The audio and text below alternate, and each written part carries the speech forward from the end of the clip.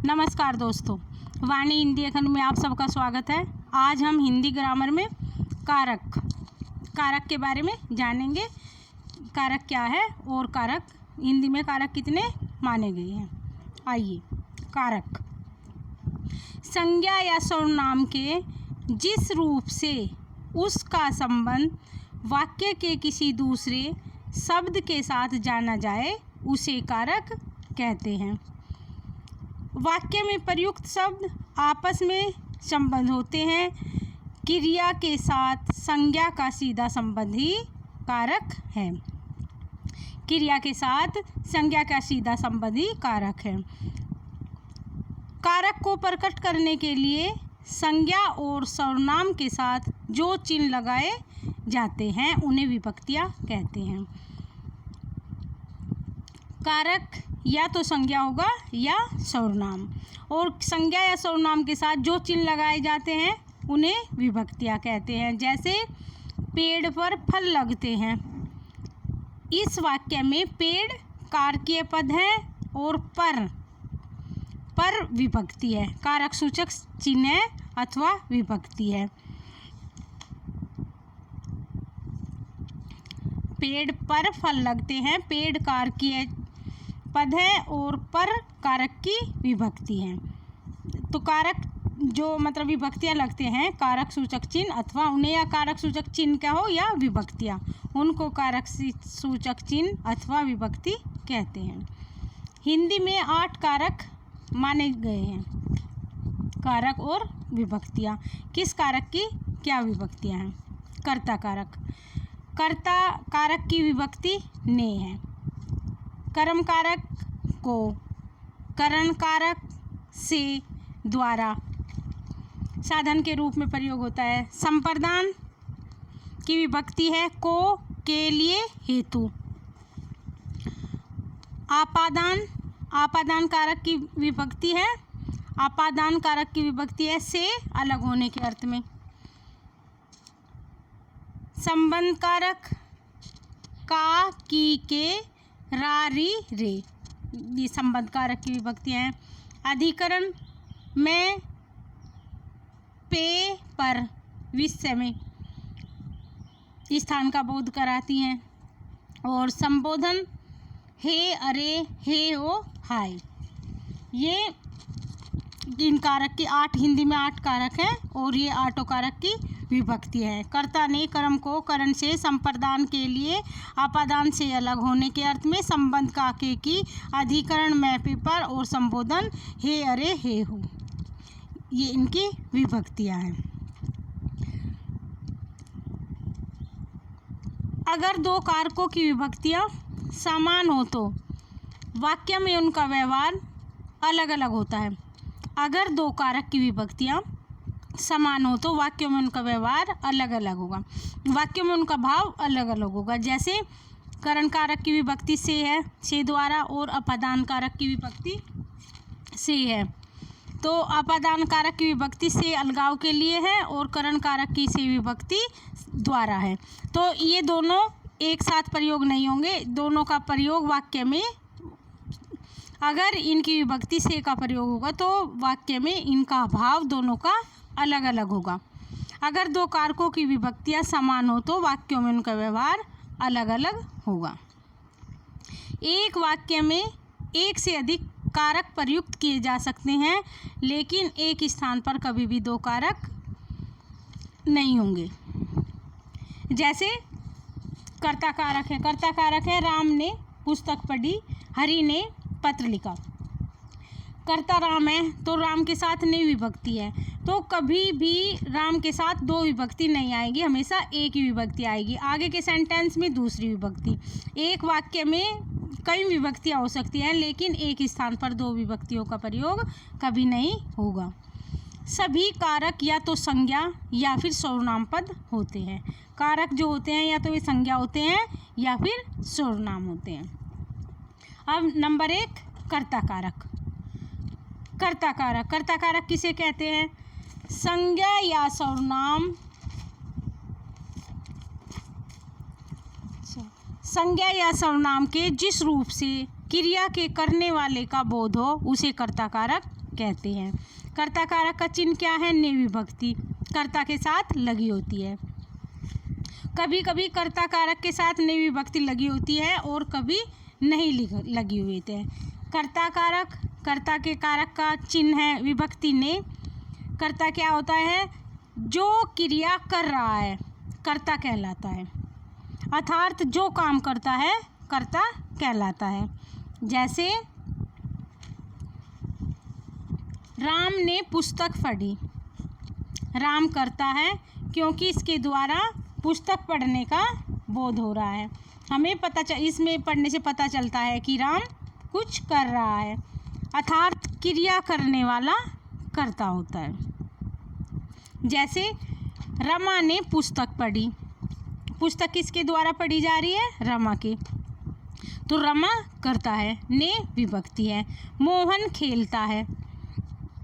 मोहन खेलता में इसमें विभक्ति का प्रयोग नहीं हुआ है। अब किसने खेला? मोहन ने। तो कौन खेल रहा है? मोहन खेल रहा है, तो मोहन करता है और ने इसमें विभक्ति का लोप हुआ है। मोहन खेलता है। पक्षी उड़ता है। किसके द्वारा उड़ा जाता है? पक्षी के द्वारा, तो इसमें पक्षी करता है। इन वाक्यों में रमा, मोहन और पक्षी कर्ता कारक है क्योंकि इनके द्वारा क्रिया के करने का बोध होता है। कर्ता कारक में जो क्रिया करता है वही कर्ता होता है। कर्ता कारक की विभक्ति ने। अब दूसरा कारक कर्म कारक। संज्ञा या सर्वनाम के जिस रूप पर क्रिया का प्रभाव या फल पड़े उसे कर्म कारक कहते हैं, अर्थात क्रिया जिस पर अपना प्रभाव डालती है, क्रिया जिस पर अपना प्रभाव डालती है कर्म कारक कहलाता है। कर्म कारक की विभक्ति को। जैसे उसने शाम को पढ़ाया। उसने शाम को पढ़ाया। राहुल ने चोर को पकड़ा। लड़के ने लड़की को देखा। राम पुस्तक पढ़ रहा है। तो इस कर्म कारक में को विभक्ति का प्रयोग हुआ है। जैसे शाम को, चोर को, लड़के को, और इसमें विभक्ति राम पुस्तक पढ़ रहा है, विभक्ति का लोप है। राम पुस्तक को पढ़ रहा है, तो ये इस प्रकार से होगा, राम पुस्तक को पढ़ रहा है। क्रिया जिस पर अपना प्रभाव डालती है कर्म कारक कहलाती है। क्रिया राम के द्वारा, जैसे इसमें उसने शाम को पढ़ाया। किसको पढ़ाया? शाम को। चोर, राहुल ने किसको पकड़ा? चोर को। लड़की ने किसको देखा? लड़के को। राम क्या पढ़ा? पुस्तक को। कहना और पूछना के साथ से का प्रयोग होता है, को का नहीं। जैसे राम ने रहीम से कहा। मोहन ने श्याम से पूछा।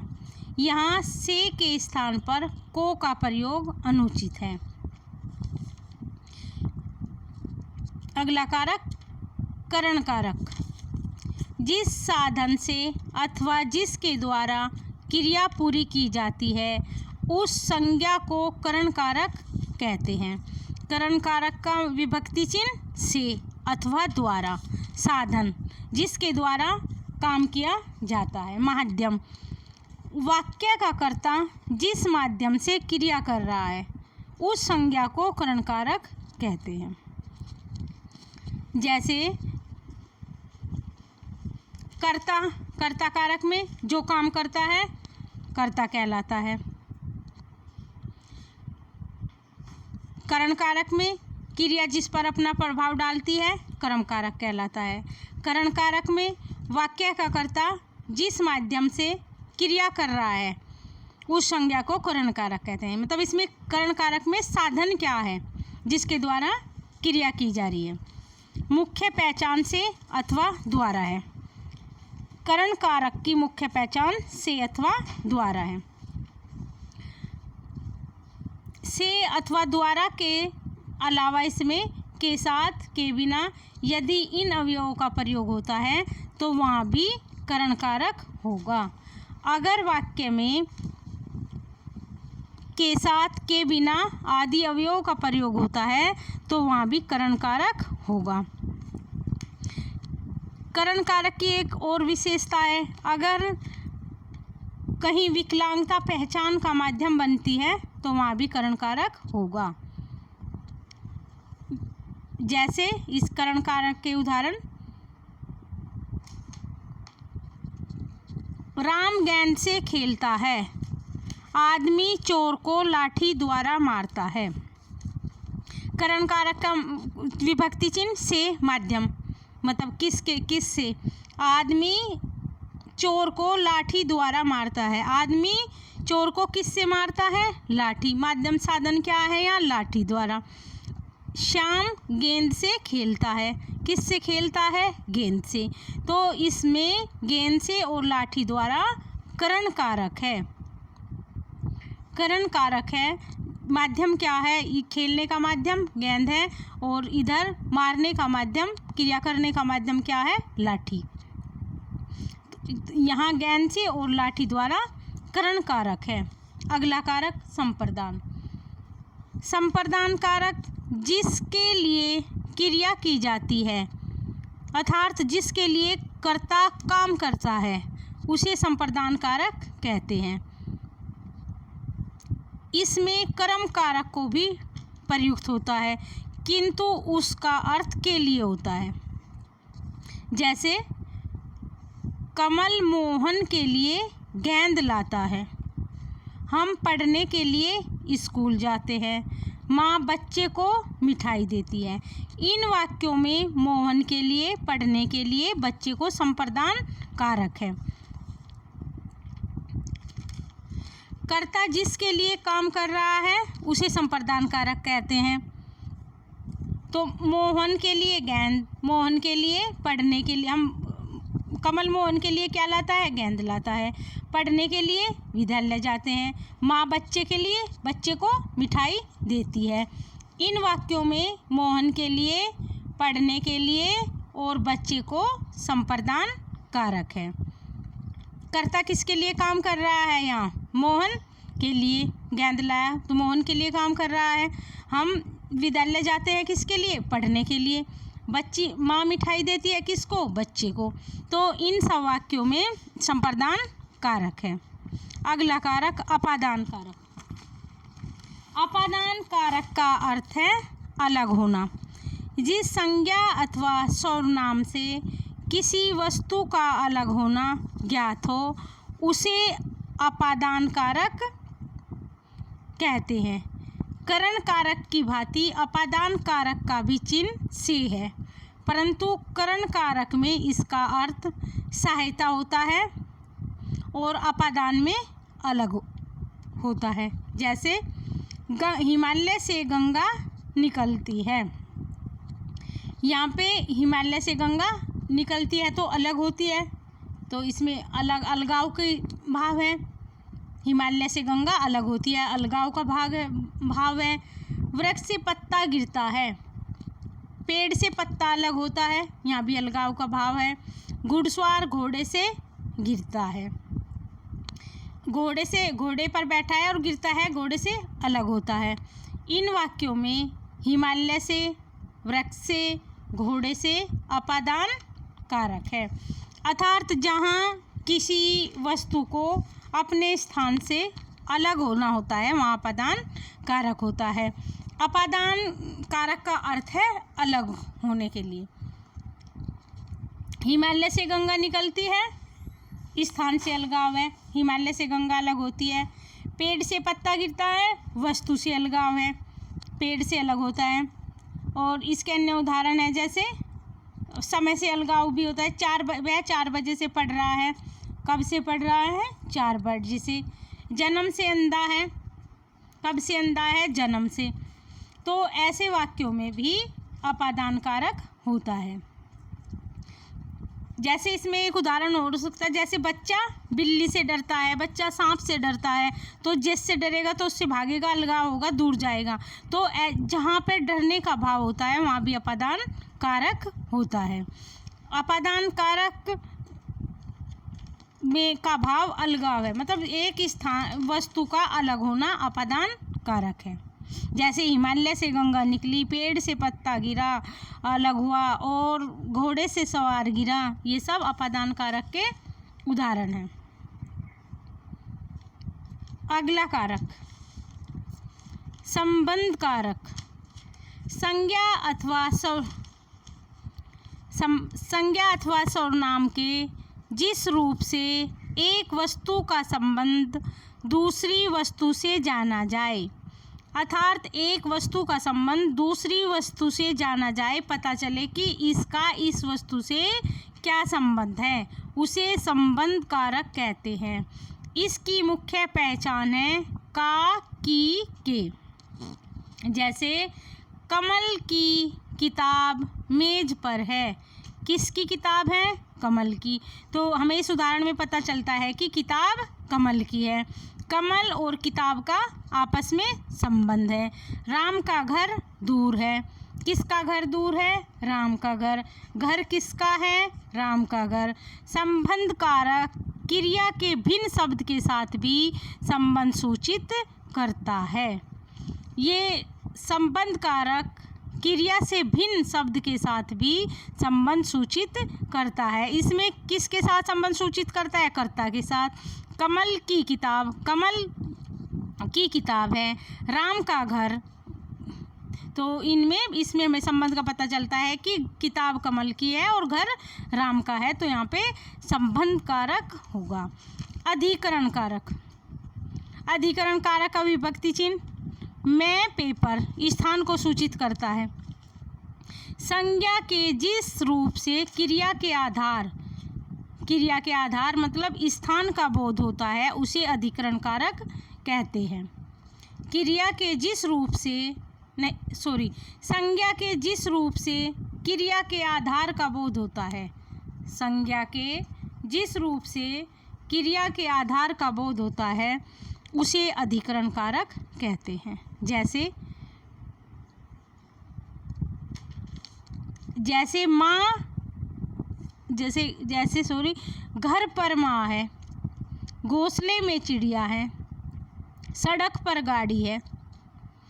तो यहाँ माँ कहाँ है? घर पर। चिड़िया कहाँ है? घोंसले में। गाड़ी कहाँ खड़ी है? सड़क पर। यहाँ घर पर, घोंसले में और सड़क पर अधिकरण कारक है। अधिकरण कारक है। इसमें हमें पता चल रहा है कि माँ कहाँ है? घर पे है। चिड़िया कहाँ है? घोंसले में है। गाड़ी कहाँ खड़ी है? सड़क पर। तो इन सभी वाक्यों में अधिकरण कारक है। जहाँ पर यह भाव होगा कि वह अपने पिता पर गया है, वह अपनी माँ जैसी है, ऐसे वाक्यों में भी अधिकरण कारक होगा। वह उस पर गया है का भाव होगा, वहाँ भी जैसे वह उस पर गया है का भाव होगा, वहाँ भी अधिकरण कारक होगा। वह अपने पिता पर गया है, वह माँ जैसी है, तो ऐसे वाक्यों में भी अधिकरण कारक होगा। अगला कारक संबोधन कारक।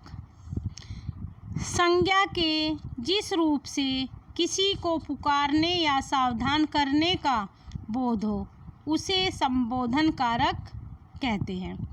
संज्ञा के जिस रूप से किसी को पुकारने आवाज़ लगाने या सावधान करने का बोध हो, उसे संबोधन कारक कहते हैं। इसका संबंध न क्रिया से और न किसी दूसरे शब्द से होता है, यह वाक्य से अलग रहता है। इसका कोई भी कारक चिन्ह भी नहीं होता।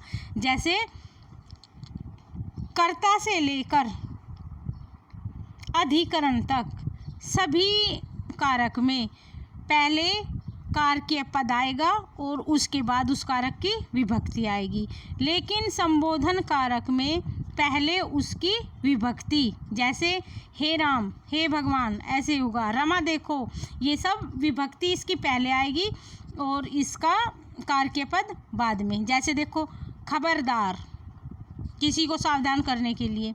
रीना को मत मारो। रमा, आवाज़ लगाई जा रही है, रमा देखो कैसा सुंदर दृश्य है।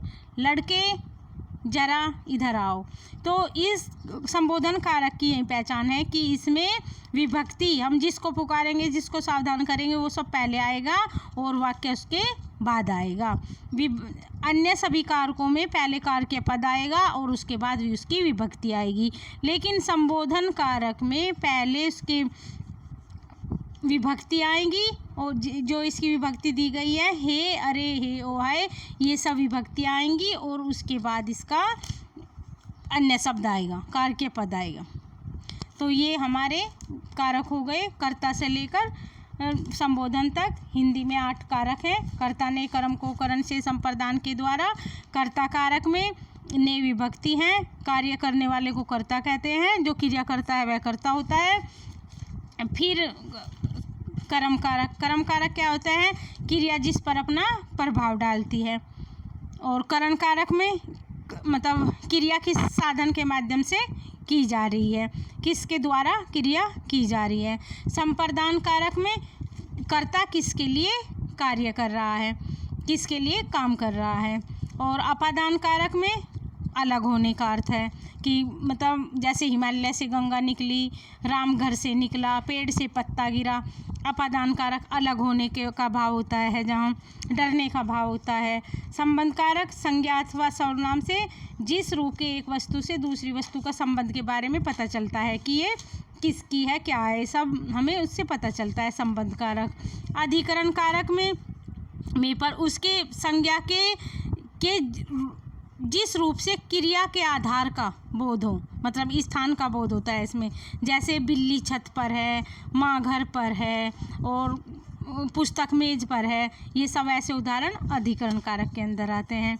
संबोधन में वही होता है कि उसमें संज्ञा के जिस रूप से किसी को पुकारने या सावधान करने का बोध हो, संबोधन कारक कहलाता है। इसका संबंध न क्रिया से और न ही किसी दूसरे शब्द से होता है। संबोधन कारक में विभक्ति पहले और कारक बाद में, जैसे हे भगवान आदि। कर्ता से लेकर अधिकरण तक कारकों में के वाक्य में जहाँ इनकी विभक्ति लिखी होती है, ठीक उससे पहले उसका कार्य पद होगा। लेकिन संबोधन में पहले उसका विभक्ति और बाद में कार्य पद होगा। Thank you for watching. आगे का नेक्स्ट पार्ट दूसरी वीडियो में। Thank you.